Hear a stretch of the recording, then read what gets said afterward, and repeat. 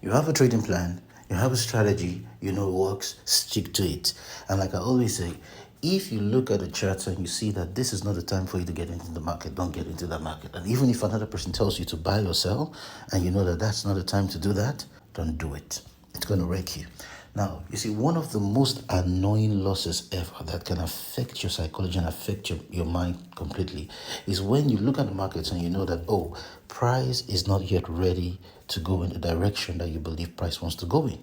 All right. But then, for whatsoever reason, you decide to still enter in on these markets. And what happens is that price now stops you out. All right. And then goes in that same direction. That can wreck you completely.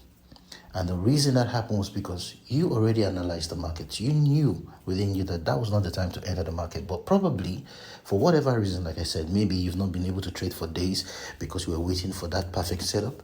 And then finally, you forced yourself in on that trade because of lack of patience or the frustration of waiting and everything.